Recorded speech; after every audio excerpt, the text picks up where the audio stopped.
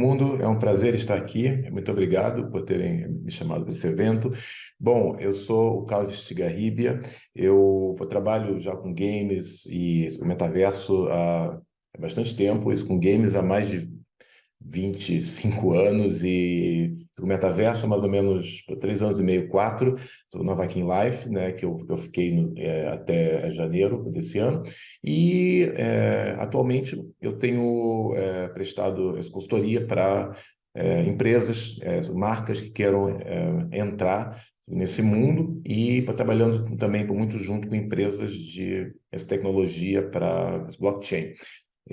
A gente hoje vai falar um pouco aqui de como que as marcas estão entrando no metaverso e eu vou dar um case que eu participei no ano passado, tá? E tocar um pouco do que são meio que os mitos envolvendo isso, o metaverso, e como é que as marcas realmente podem estar nesse mundo novo e o que elas podem conseguir, né, com isso. Tá, então vamos lá. Primeiro, assim, por que, né, esse assunto deve ser falado, né? Então, eu gosto sempre de começar trazendo os números, né? Então, a gente já tem algumas pesquisas que falam sobre o que é o crescimento disso, né? Como é que a gente projeta isso nos próximos 8 a 10 anos, tá? Hoje ainda não é muito grande, né? Se a gente pensa isso aqui são em bilhões, né? Então a gente está. Mas, por exemplo, a gente vendo o mercado lá de jogos, por exemplo, um mercado que hoje está girando aí com 200 bi dólar e teve um crescimento muito rápido nos últimos 10 anos, né? Principalmente com a entrada dos jogos do celular, mobile e tudo mais. Então, quando a gente vê as projeções, né, indicando que é um crescimento muito, muito rápido, que provavelmente vai ser maior do que o mercado de jogos hoje, começa a ser uma coisa que a gente pensa, pô, se o mercado de jogos, né, já cresceu tanto, hoje já é maior do que de música e de cinema, né, juntos, imagina, né, a gente vendo um crescimento desse porte, né? E aqui a gente mostra o que está sendo falado aqui, na verdade, nem é somente uma receita vinda de venda de roupinhas no metaverso e tudo mais. Na verdade, aqui a gente está falando de um setor todo, tá? Então, esse é um tópico que, assim, quando a gente fala desses números, a gente não está falando só de venda de itens, NFTs, se for o caso, né? Está falando de venda de hardware, venda de óculos para os metaversos que, de repente, usam óculos VR. Estamos falando de investimento lá das marcas, patrocinando. Então, isso tudo mostra que não é só a parte de vendas de itens, mas sim tem todo um novo mundo que está vindo em cima disso. Então, aqui eu estou falando, por exemplo, de você vender um tênis real que vai te dar um poder especial dentro de um jogo, ou nesse caso, dentro de um desses metaversos, né? Então, é disso que a gente fala e é por isso que a gente considera que esse é um assunto relevante, né? Quando a gente vê todas as pesquisas, essa da PMI é só uma delas, tá? Existem várias outras, indicando que vai ter um crescimento rápido e é um crescimento, esse tipo lá de curva, a gente viu já, como eu tinha dito, já na indústria lá de jogos, né? Então, a gente realmente acredita que vai ser rápido, sim, e, assim, você tem que estar preparado, né, para isso. E, então, antes da gente seguir, eu acho importante dar um panorama de tipos, né, que a gente tem hoje de metaverso. Eu costumo colocar meio que em dois setores aqui, um que são os centralizados, e aí são centralizados, isso para mim, né, na verdade, são os que você tem uma publisher e essa publisher pode ser o gateway aí, pode ser, ela tem um poder meio que de veto ou do que vai ser colocado dentro desse jogo ou dentro desse metaverso. Então, você, por exemplo, tem Zepeto, Avaquinho, Fortnite, se você pegar o modo criativo, ele se comporta muito como o metaverso, o Roblox. Então, esses todos são onde você tem meio uma publisher que, no final, ela pode dizer se a sua experiência vai estar live, né, vai para o ar ou não. Então, você tem uma presença forte ali de ter meio que uma publisher que faz uma linha de corte e muitas vezes, se ela não quiser que a sua experiência esteja lá, você não consegue se publicar, ou você não vai, ou ninguém vai saber, sabe, aonde essa experiência está, né?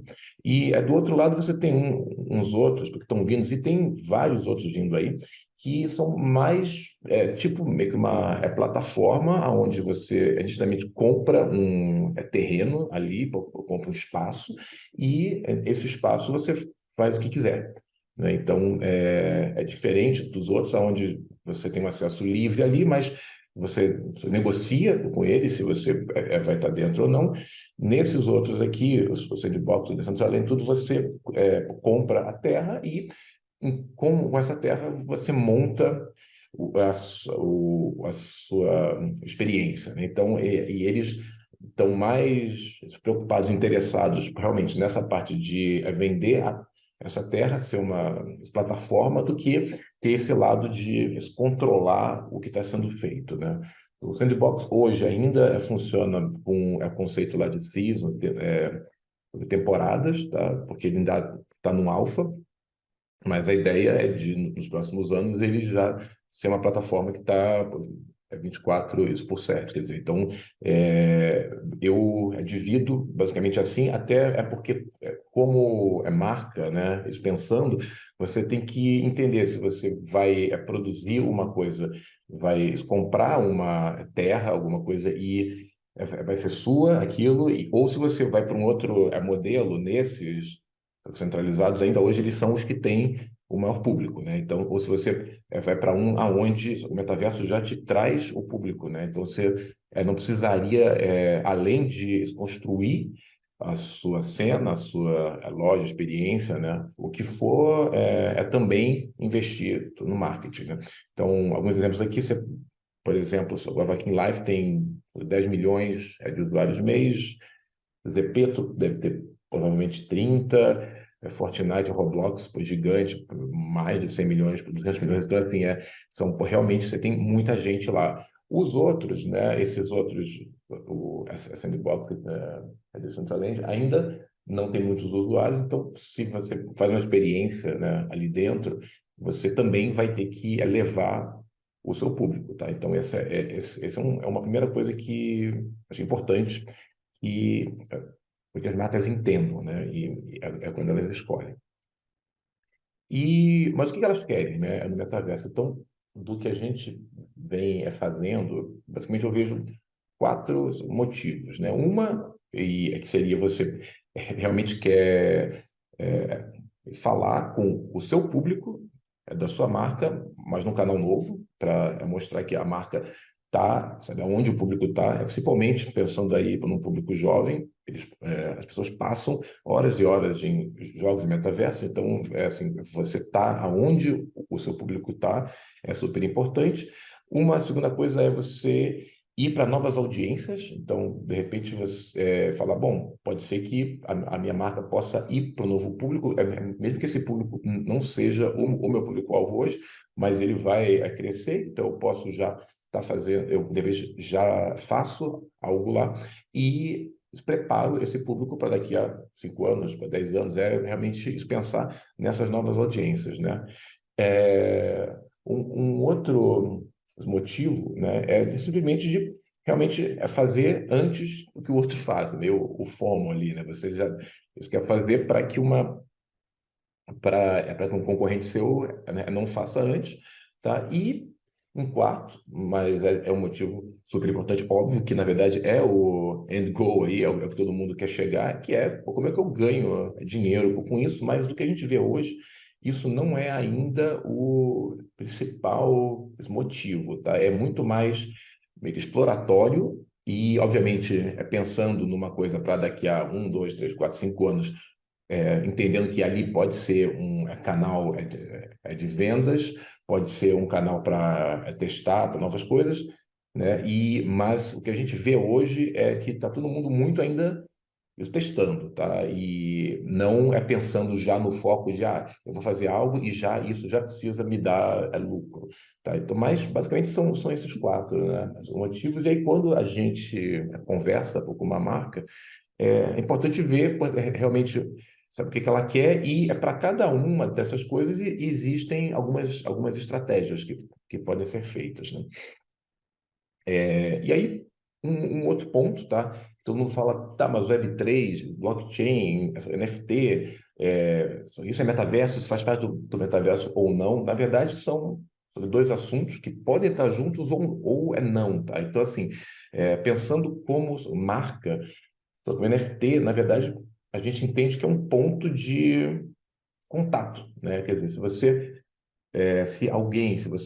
deu NFT, ou se a pessoa comprou, sabe, NFT da sua marca, naquela hora você tem um canal direto com a pessoa através lá das wallets. Então você pode, mesmo que você não saiba quem é aquela a pessoa, lá o nome, o CPF dela, mas você pode ver pela carteira dela que outros NFTs ela tem. Então você começa a poder falar, bom, se ela tem um produto meu e tem também da marca XYZ, ou se ela joga esses jogos e tudo mais, né, jogos em chain, você começa a pensar como um direct marketing ali.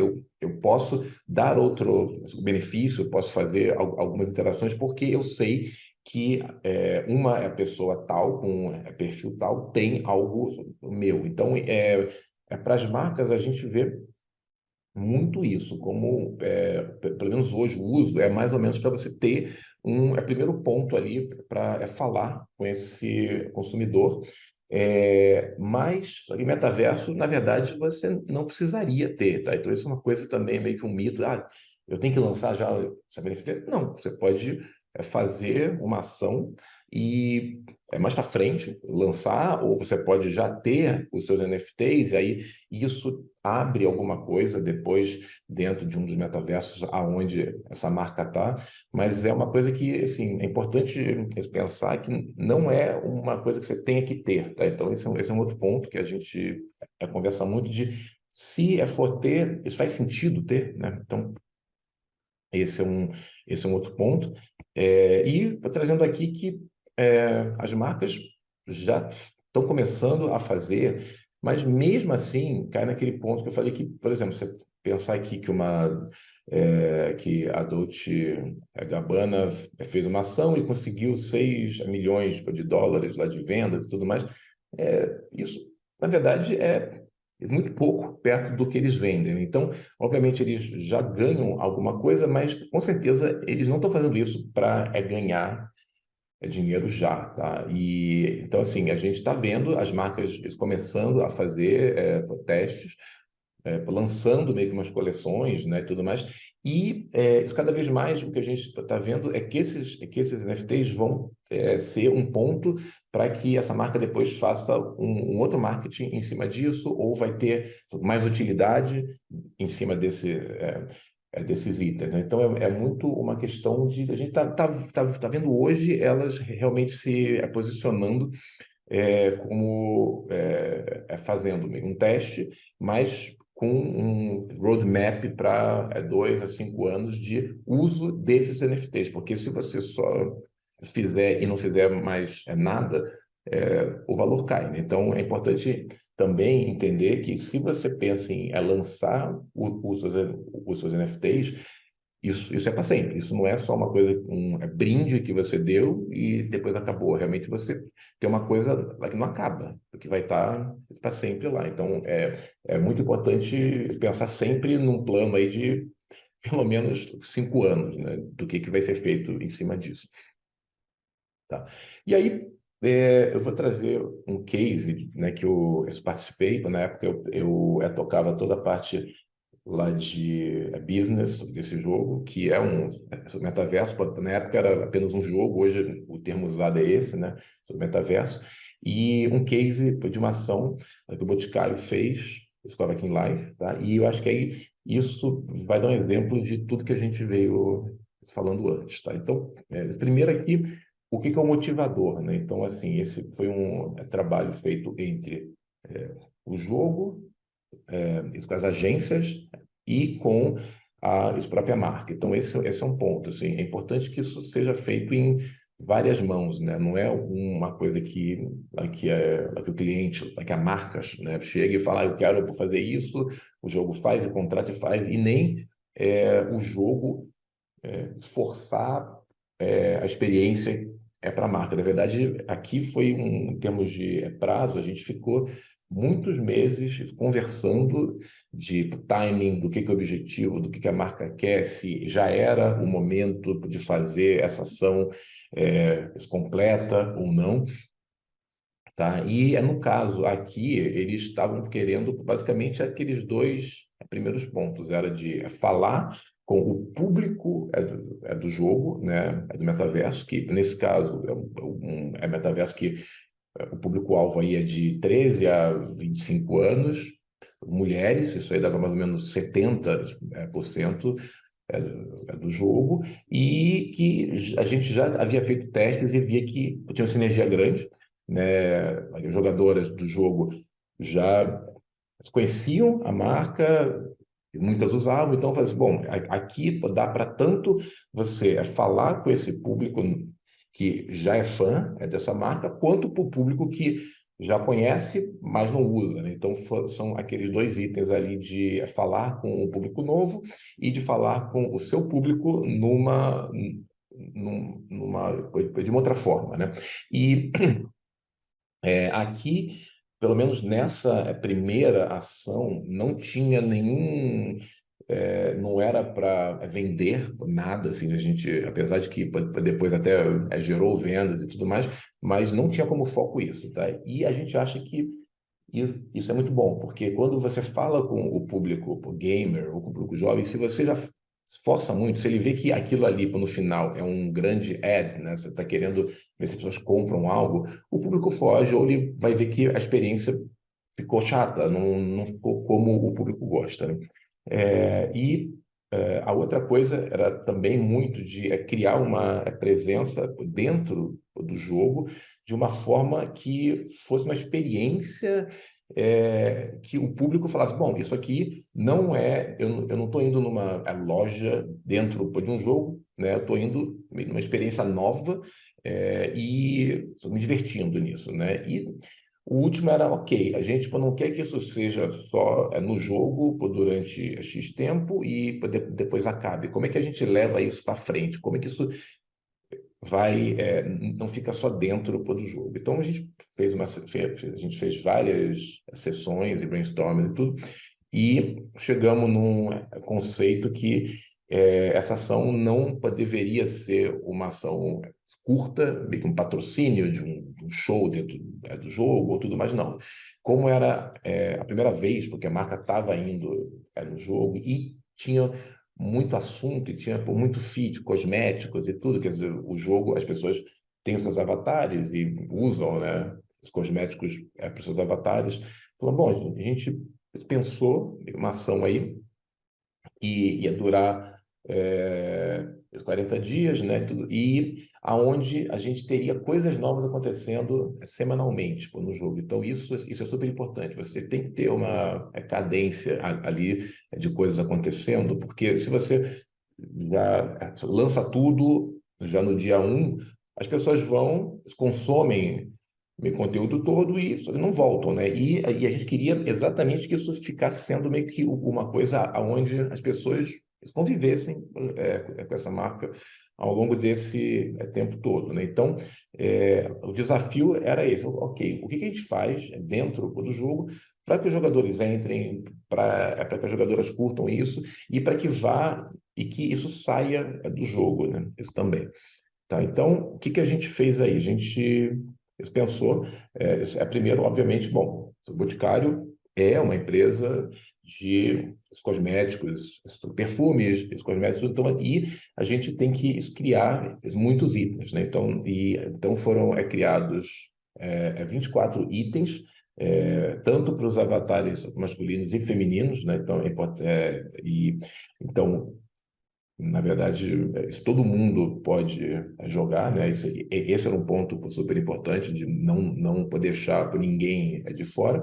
E esses itens, a gente foi lançando eles todas as terças-feiras, né, no jogo. Então, as pessoas sabiam que na semana um tinham 5 itens, depois mais 5, mais 5, mais 5, mais 4.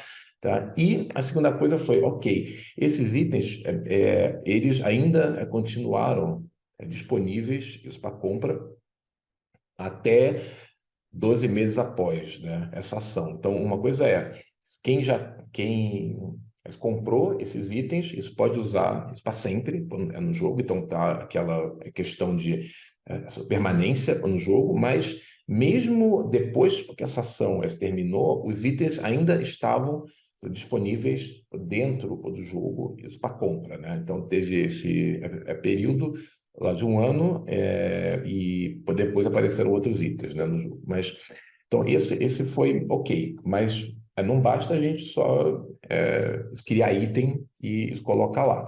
A gente fez uma quest, um concurso, né, de fotos. Aqui vocês veem como que eram esses avatares quando eles usavam esses itens, tá? E era essa semanal. Então tipo, tinha uma cadência ali de na terça-feira a gente tinha esses itens novos. Na quarta-feira abria um concurso de fotos, e na sexta-feira a gente dizia quem eram os melhores e tudo mais. Então, assim, teve meio que um ciclo ali para que as pessoas sempre tivessem algo para fazer.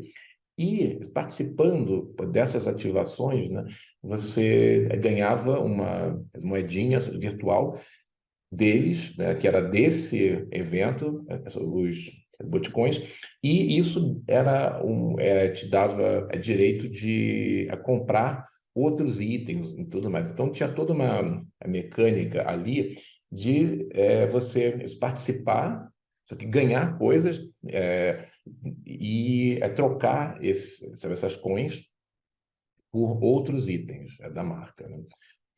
Então a gente fez essa quest, esses concursos de beleza.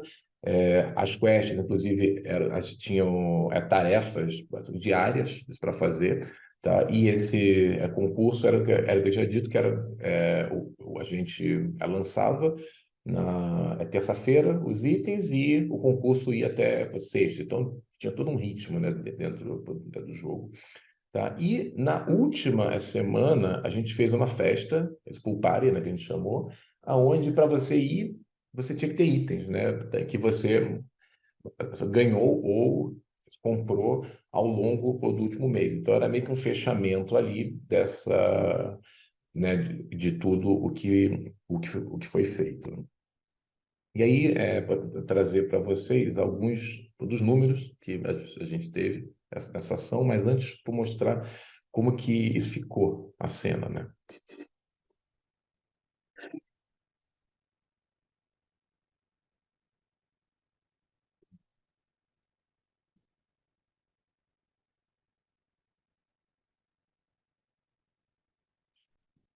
Isso.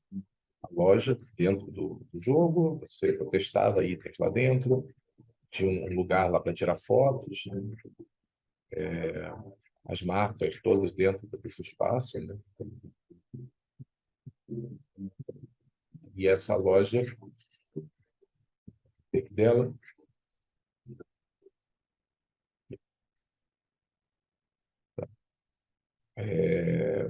para contar um pouco aí do que foi.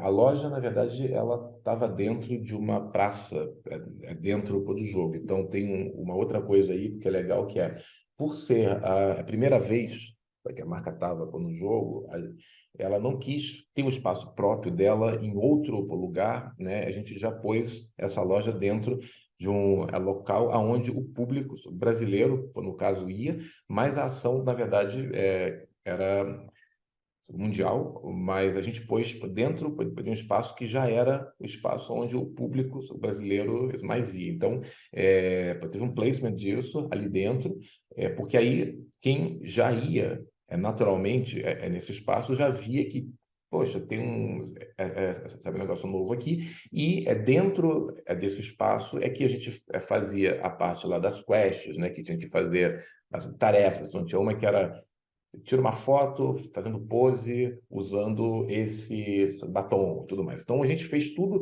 tinha meio que um storytelling ali para que as pessoas falassem, eu fiz isso, eu tirei foto. E várias dessas tarefas eram para você tirar foto e, obviamente, salvava a foto e postava para fora do jogo. Então começou a ter meio que um círculo ali de gente de dentro do jogo, tirando fotos, postando lá no Facebook, ou no Insta, no TikTok, fazendo vídeo, e o público que de repente não conhecia o jogo ou já conhecia, mas que não sabia disso, acabava vendo e aí ia para dentro do jogo e tirava foto e tudo mais. Então, essa é uma mecânica que o jogo fez, a gente fez, que realmente ficava uma coisa dando boost, né, na outra. A gente fez essas ações, a parte de concursos lá de moda e tudo. Então, o conceito foi, a gente cria a loja, mas ela não é uma loja que você entra e compra só. Na verdade, você testa esses, sabe, esses itens, você tira foto e tudo. Então, é uma coisa até que nem todas as lojas de Boticário, no caso, tem esse espaço tão grande. Então, foi uma coisa que para quem já gosta, né, da marca, falou, nossa, pô, que legal, eu já vou muito nas lojas, mas nunca fiz teste lá, porque às vezes estava cheio, era dentro de um shopping e tudo mais, mas no jogo eu consigo ver, né, os produtos e testar. Então, então, depois dessas 5 semanas, aí a gente viu qual foi o sucesso, né, disso. E assim, foi uma ação onde a gente, no final, teve 2 milhões e 300 mil pessoas que foram na cena, então foi assim, um acesso muito grande de gente indo no jogo, não só os brasileiros aqui, mas obviamente o Brasil deve ter sido uns 70%, mas foi interessante até para a marca se expor, né, isso para fora, que é uma marca que agora está num processo de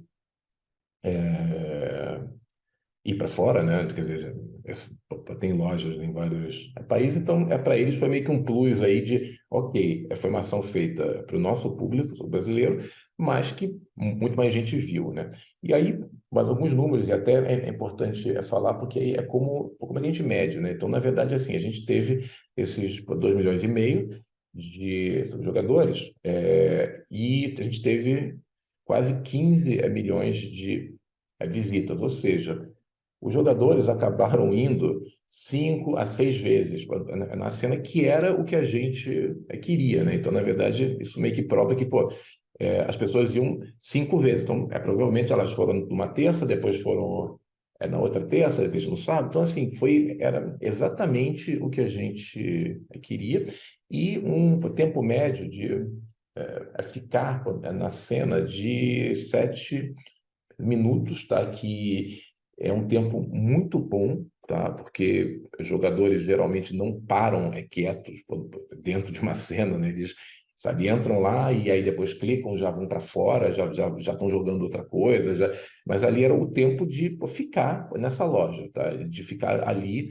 Isso sem contar o tempo que estavam tirando foto, que estavam fazendo outra coisa. Então, isso é o tempo dentro dessa cena, se divertindo, né? Ali. Então, e 200 mil jogadores por dia, né, isso passando. E no final, né, uma das medições ok, então a gente teve mais ou menos 1,5 milhão é, de horas de contato isso com a marca. Então, também deu o check lá no, ok, eles querem que o público esteja lá, não só vendo, mas interagindo, né, isso com a marca. Então, foi um sucesso, sabe, essa ação. E dividindo por mais alguns números, né, os números lá da festa eles foram ótimos, porque assim foi uma festa que ficou no ar por 5 dias, e também as pessoas acabaram indo, muitas vezes, né, a gente teve assim, também essas 3 vezes, ou seja, as pessoas acabaram indo isso todos os dias e ficando 10 minutos quase, né, na festinha ali, usando os itens, né, da marca e tudo mais, e alguns outros números aqui. A Quest, né? Então a gente teve 160 mil quests feitas isso por dia. Então a gente viu que lá atrás tinha 200 e poucas mil pessoas indo isso por dia. Então quase todas elas realmente iam e faziam as coisas que o jogo expedia, lá que o metaverso, né, expedia. Essas insígnias aqui são de quem completou tudo e tudo mais. A gente teve 23 mil pessoas que chegaram no último nível, né, do negócio, fizeram tudo. A gente teve esse concurso, né, de fotos, foram 5, a gente teve 85 mil fotos enviadas por concurso, então assim, é muita foto sendo feita. E não só a parte de mandar as fotos, mas mesmo quem talvez não quisesse mandar a foto, podia votar. Então, aqui, aí, a votação, no caso, você via e comparava um conjunto de 20 fotos e dizia qual que era a foto mais interessante. Ou seja, era também as pessoas vendo como é que essa marca isso ficou, né, aplicada, né? Então, é muita interação.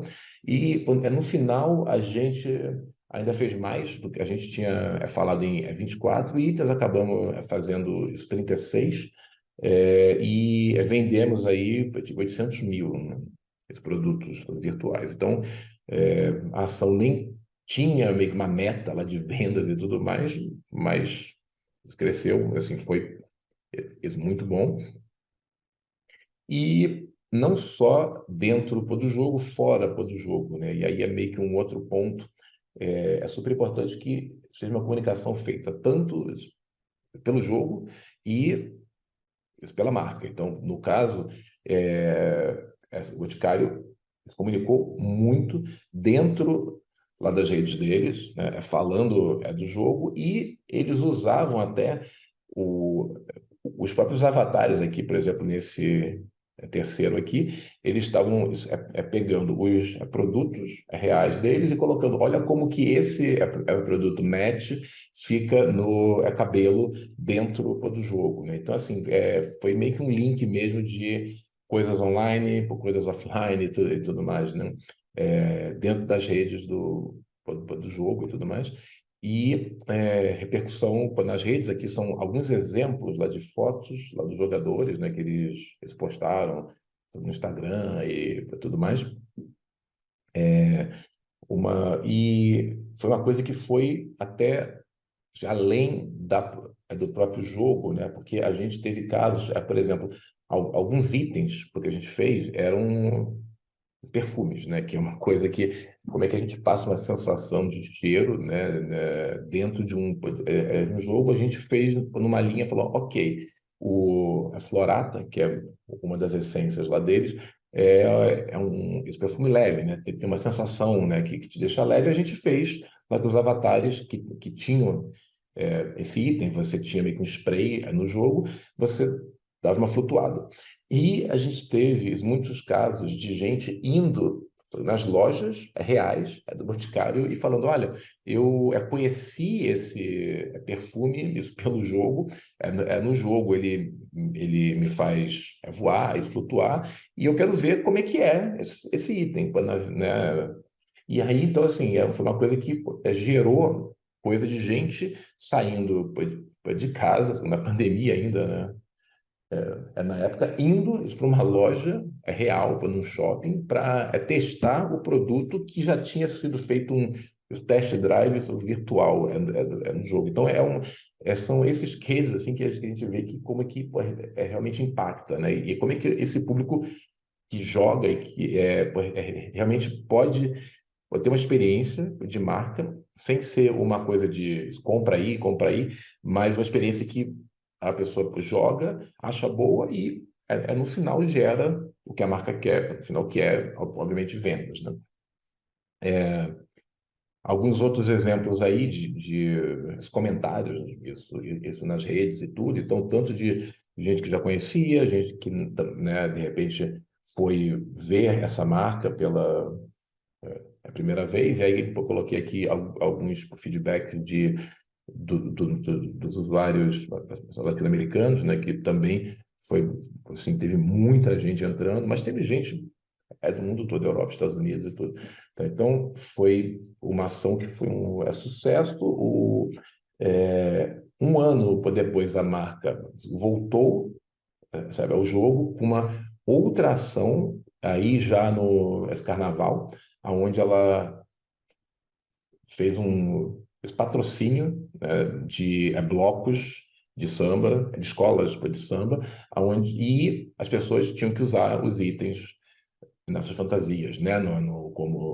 E aí, então, quer dizer, foi uma coisa que foi feito naquela mesma praça, mas num outro contexto, lá de carnaval, e também teve números muito grandes, e aí a marca já deu primeiro passo já para vendas, porque se você estava naquela cena, ela já te dava um cupom especial para você ir numa loja ou ir no e-commerce e comprar certos itens com X% off, né? Então, assim, a marca já começou aí numa linha de, ok, a gente já está no jogo, esse público já conhece a gente, agora vamos para a fase 2. Mas sempre sem ser uma ação direto de venda, sabe? Porque se o público sente que o negócio acaba sendo venda, venda, venda, ninguém vai. As pessoas falam, não, sabe, eu não estou aqui, eu estou aqui porque eu quero uma coisa que tenha graça, que eu relaxe, que eu me divirta. Sabe, o que eu não quero